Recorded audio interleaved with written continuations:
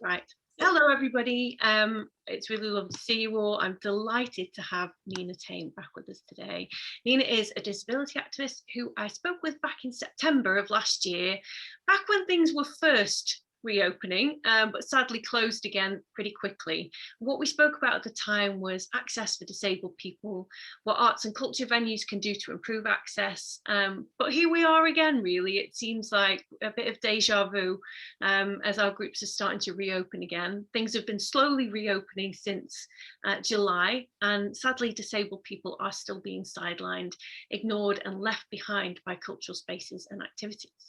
So Nina's been talking passionately about this on an excellent Instagram account recently, and I wanted to host another chat because as community venues and community cinemas, there's a lot we can do, a lot we should be thinking about, and a lot we should be talking about. So again, we're here today to discuss what we can be doing to challenge our assumptions, to look for what's missing at our venues and events, and not compromise on support for disabled people and people with access needs as we open our doors again post-lockdown. So welcome, Nina. It's so lovely to see you. Thanks for coming back.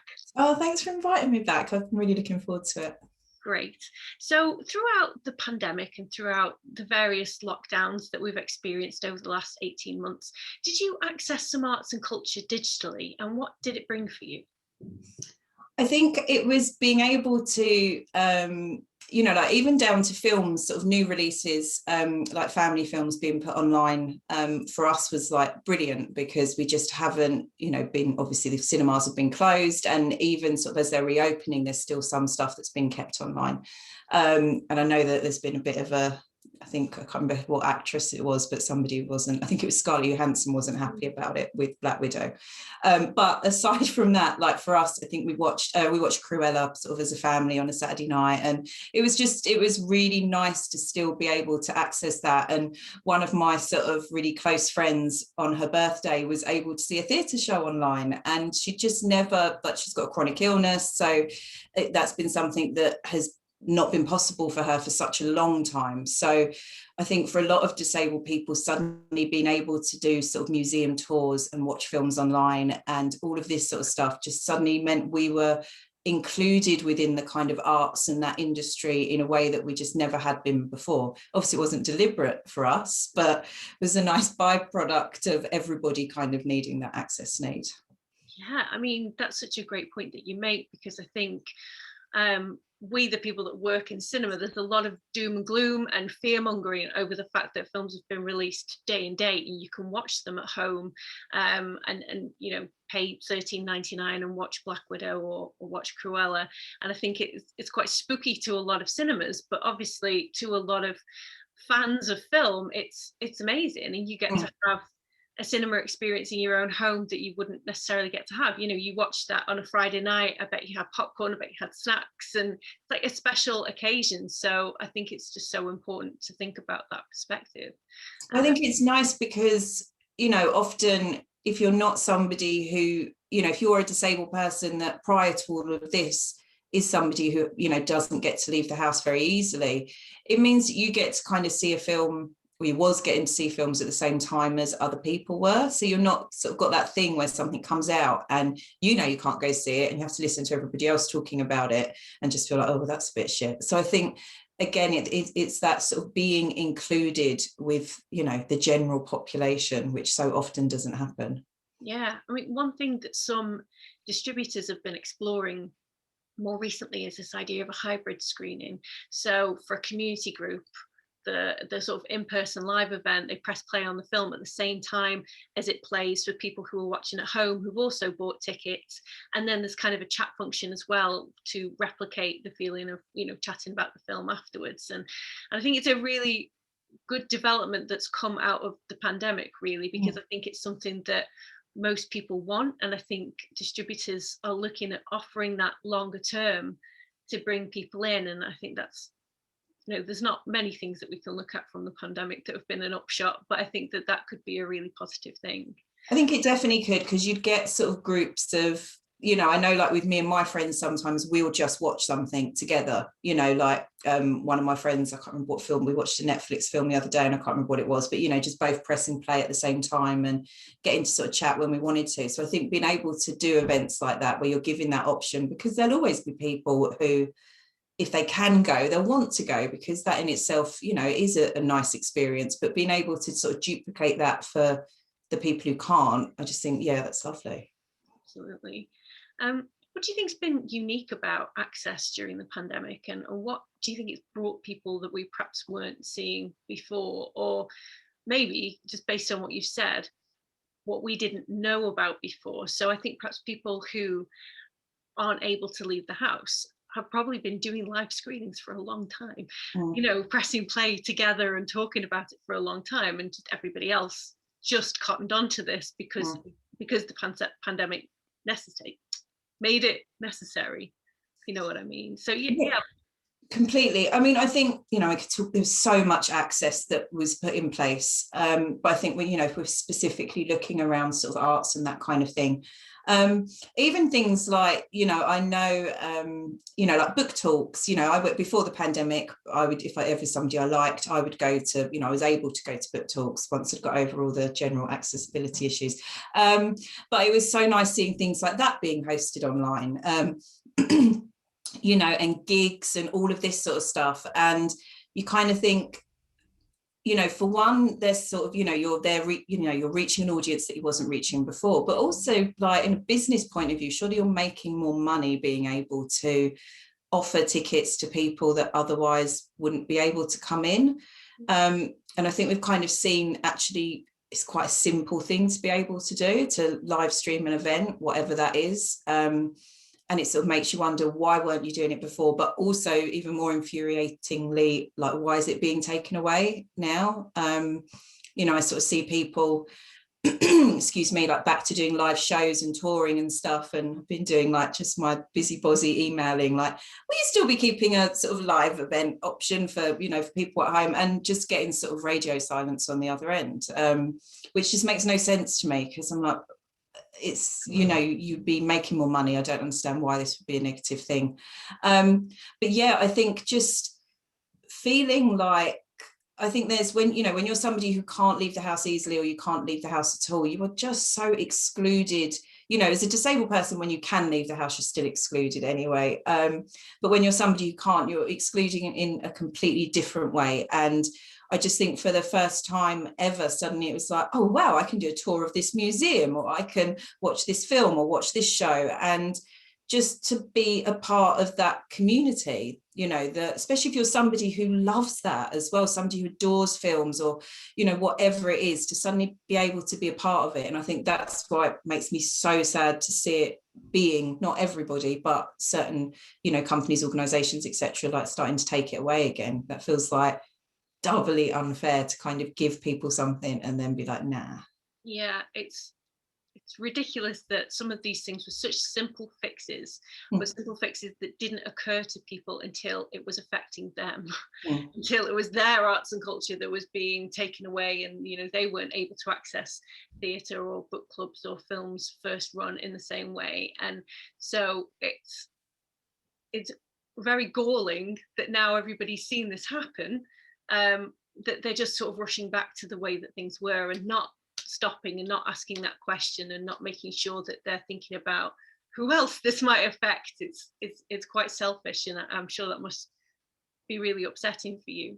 And I think even kind of, you know, I'm somebody excuse me, who can leave the house, and seeing sort of some places now abandon all restrictions completely, just means that I don't feel safe. Like, we went somewhere a few weeks ago, like to it's nothing to do with cinema or anything, but we went to like a outdoor garden, this big sort of posh garden thing, and there were just so many people there, and nobody had masks on, and that, you know, we bought tickets when they were still doing reduced capacity, and that had all been abandoned, and I just had to come home because it was just too much. And I know you've got, you know, another sort of set of, and not even just disabled people, I think lots of people feel like this, that they're not, you know, it doesn't feel right to be going completely back to how it was with no measures at all. So I think that's sort of when I'm sort of seeing places now that have still got measures in place, it just feels like such a kind of community caring thing to do. And I just wish it was sort of across the board, really. Yeah, I mean, since cinemas have reopened, a lot of the commercial screens have just instantly gone back to everybody sitting next to each other and nobody has to wear a mask. What we've seen with the independent cinemas is that they are keeping a lot of their restrictions still in place. So I think some of them have changed their capacity up to 50%. And they're reopening some rows, but they're banning people from sitting next to each other, and they're asking people to still continue wearing masks. And what's been interesting is that a lot of them have seen tickets go up, because people want that. People want to still feel safe, and it's like you said before. Sometimes it's profitable. And it's quite shocking when people kind of forget that as well. It's something that can actually benefit a venue to think more kindly about their community and protecting their audiences. So community cinemas are sort of reopening September, October, and it looks like a lot of them are going to be taking protective measures to keep people safe as well. Because we just, for many reasons, we might not feel like sitting next to somebody we don't know at the moment. So yeah.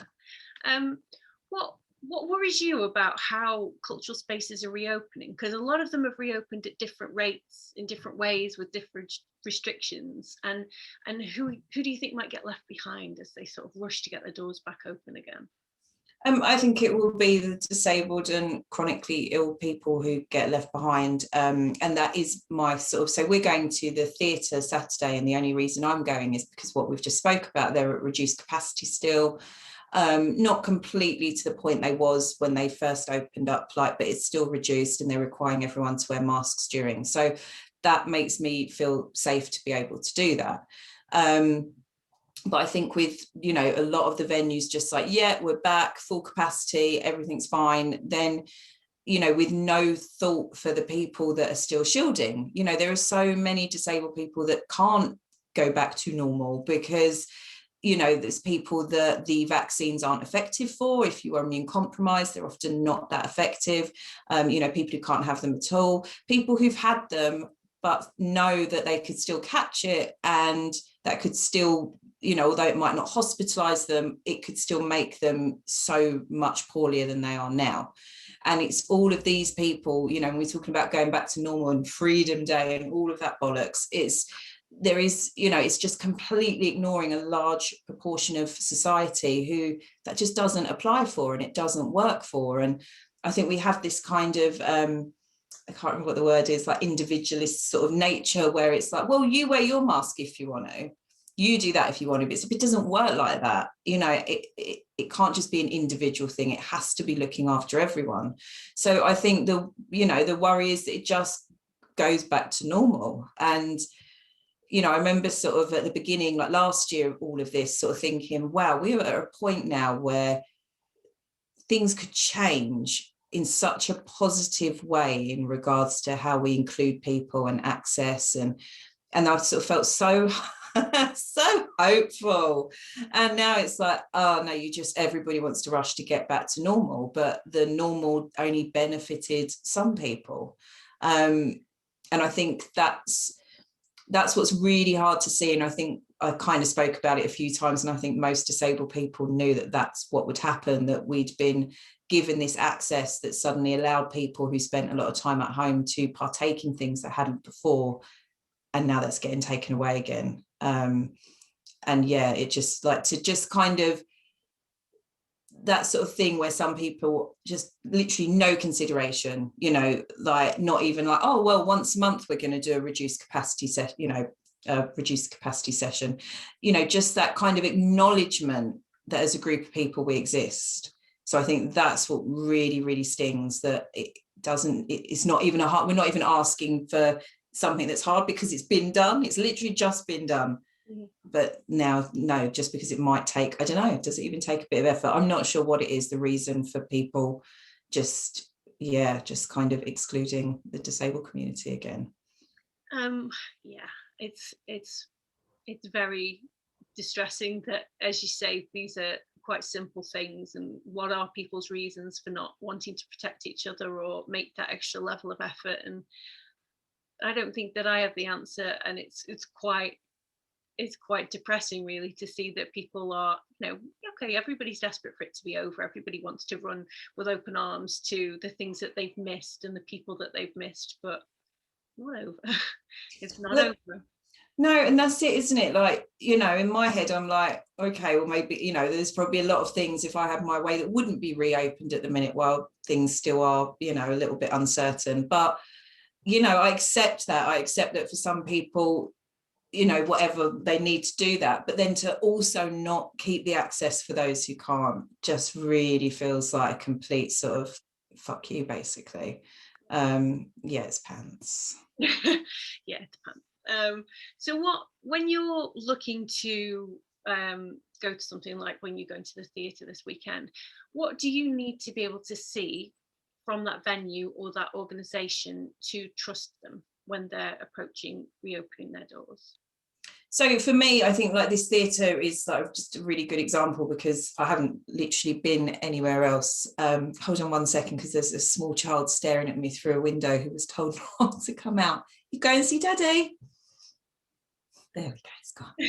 So I have that bounding around the room as well. So that's fine, just chaos. Yeah, so being able to literally see, not having to go hunt for it on their website either. Like, it was there, really plain, this is what we're doing. We care about our community, so we are remaining at, X amount capacity, mask wearing required. And that for me was like, yeah, great, that's brilliant. And and so I would even take somebody saying, on these days we operate at reduced capacity for those who, I think just like it always is, it's acknowledging that we exist.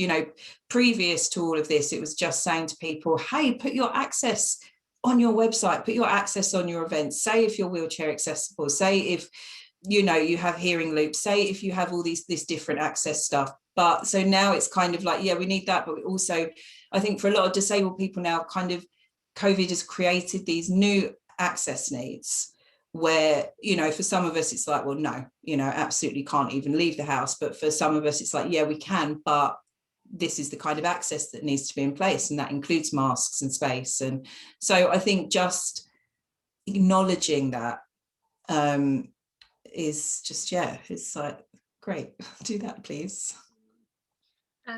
Last time we spoke about quite a bad experience that you'd had in London with your son, and it was such a frustrating experience for you. And I was wondering though, if perhaps this time, as a contrast, you could tell us about one of the best experiences you've had attending a public event or a screening, so people can see an example of what's really good and what they can sort of strive to emulate. Well, I actually had like my best kind of experience at the same place. So the first time I went was like the best experience I had, and then the second time was the worst. So the first time, so this was at the South Bank Centre, and the first time I went, it was just a breeze. Like, we were met, obviously it's huge, it's big, and there's, lots of corridors and everything else. So we were met by sort of an access person. I'd deliberately been sat in a place where I didn't need to be in a lift or anything else, just, so I was able to access my seat independently. They were really good seats. So that was a good experience, but I actually haven't had that there's not that many to even sort of say, because there's always something. There was another book talk I went to, which when I got there, the access was brilliant. We were sat right in the front and everything else, but I had to search that access out and email about 4 or 5 different people over the course of like a week, just for them to say, yes, we're wheelchair accessible. So I don't, and I kind of like, there's just so often, even sort of in our local cinemas, we've got a wheelchair seat, but you've got to go in this lift and you need a special key to get in the lift. So you have to wait for a member of staff, and then we're going to take you all around the back, and it's going to take ages to get to your seat, and your seat is really high up and like about this far away from your partner's seat. So, you just feel like you just sat there. So Yeah, I don't have many great experiences really. I'm actually, and again, I'm going to talk about this Saturday, because when I emailed them to book the wheelchair tickets, they were just really, really sort of above and beyond. I was like, look, I need to be sat near an exit because that's one of my access needs, because I get a little bit anxious if I'm closed in. And they were like, absolutely fine, you know, we're just going to do this for you, we're going to do that for you. And that was, yeah, that was a really sort of nice experience as well. That's great. I'm glad that's a nice experience. I'm sad that there's always a thing that people kind of let you down on, or people forget. What do you recommend people do? Because I feel very much that the onus is on you to do all of the work, to do all of the research. You have to do all the phone calls and do all the chasing. So as an organizer, what sort of position should they be coming from? I think even something as simple as having, you know, making sure there is somebody who works there who has an understanding of access, and that it's not always as simple as just a ramp, and that access extends way beyond just wheelchair users. And you know, access is a huge thing. It's such a varied thing, and it is really hard to tick all the boxes and to get everything right. But I think having very, very clearly on your event flyer or website, whatever it is, just you know, for access needs, email or phone, or, you know, whatever it is. And so that I can pick up the phone and get through to somebody who's going to be like, you know, what are your access needs? Fantastic, we can do that. You know, and I think to even you know, even if somewhere's not accessible, like I saw somebody advertising an art show the other day, and they made a point of saying, I'm so sorry this venue isn't accessible and it's something we are working on. And yeah, it sucks, but actually to know that they thought about it in the first place enough to put it up there very, very clearly, meant that somebody like me wouldn't then have to phone up and be like, oh, are you wheelchair accessible? And then they'd be like, oh no, you know. It's so I think just that acknowledgement, you know, and getting as much information up as possible is, you know, is also really good. Like I've seen somebody, again, not a cinema event, somebody, it's a therapist actually, and the way they described their therapy room on their website with such detail. You know, we have a disabled toilet, the door is this wide, there are no steps to get in, you know, just being sort of thorough, I think, as well, if that's sort of if that's possible. And if venues sort of don't know what access looks like, then get somebody in to, you know, to talk about it with them. Yeah, and I think be prepared to have really open and honest conversations where, you know, somebody might point out some weaknesses that you have, and you can't get defensive about that. You have to listen, because it might be that you don't realize that, you know, you've provided some information about the ramp, but you haven't provided the dimensions, and they're actually quite a crucial thing. Just being open to have that conversation with somebody and not make assumptions that you know. Exactly that. I mean, for me, like, I know what my access needs are, but as I say, they are so varied from person to person, and I'm learning all the time. So I think, just as you say, being open to that, being open that you're not going to get it all right, you know, and being open to feedback and taking that feedback on board. And you know, I know sometimes it's hard with access and old buildings and everything else. So I think just being sort of as transparent and open-minded, and, you know, willing to kind of make the changes that you need to, if it's possible. Well, just before we wrap up, I know that you said that you've seen a big premiere film at home recently with your family, but have you seen any other great films lately? Yes, I saw this a while ago, but it's one that kind of gets watched on rotation anyway, which is Crip Camp, which was on Netflix. So Crip Camp is the story of a sort of summer camp for disabled kids back in the, say, 60s, 70s, I think it was the 60s. And basically, like, the connections they made led them to forming this group that brought about, you know, they became this kind of activist group that brought about all these changes and brought about, I think it was like the ADA being sort of instated in America. But the thing I just sort of loved the most about it is it's this portrayal of these teenage kids who are just like any group of teenage kids. You know, they're talking about sex, and they're smart, and they're witty, and they're sarcastic, and it was like watching it, I just kept crying all the time because I'm so used to not seeing disability represented in film or on TV or anywhere accurately. It's always, you know, this inspirational bullshit or pity or whatever else. So just to see this sort of real representation, I sort of watched it and just then was like, oh my God, I need every single non-disabled person I know to go and watch this immediately, because I think even me, I was watching it and there was a couple of bits that I was almost like surprised by, and it kind of challenged my own ableism and thoughts that I've probably had. So I just think it's just beautiful. It's an excellent film. Oh, brilliant. I really hope that it's a film that when film societies and community cinemas are looking to what they're going to book for the next season, that it's one that they look for, because it's a pretty special film, and I think that audiences will really enjoy it and really learn lots from it. So I hope so, because I think it's one that I can imagine sort of if you're not disabled thinking, oh, well, that's not, you know, that's not for me sort of thing. And I just, you know, and I think that's so wrong, because I just think people just would get so much out of it because it's funny and sweet and it's just, I just love it. Yeah, it's great. Have you seen anything else you want to tell us about?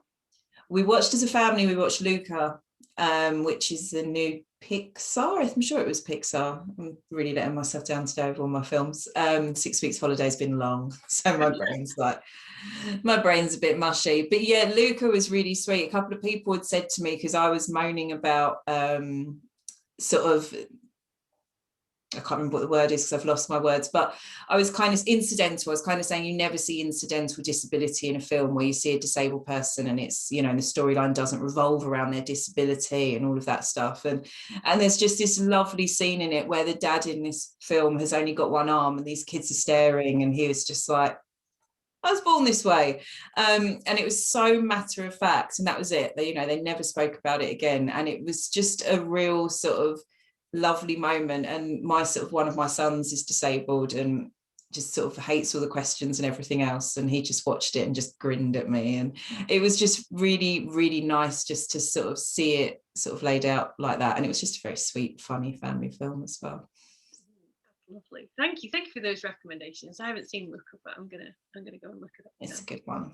Great. Well, thank you so much for joining me today, and thank you so much for sharing your experiences, because they are really personal, and also for sharing your thoughts on what our groups can be doing to make things better, and just not to rescind access. Like, don't take things away from people that you've welcomed into your community during this really difficult time. Just make sure you keep your doors open for them and keep your hearts open as well. So thank you so much. Oh, thank you for having me. It's been lovely. No worries. In case people want to stay up to date with you, how can people follow you? I'm on Instagram, Nina Tame, and I'm also on Facebook under the same name. Lovely. Brilliant. Well, thanks so much. And thank you. Have a good day.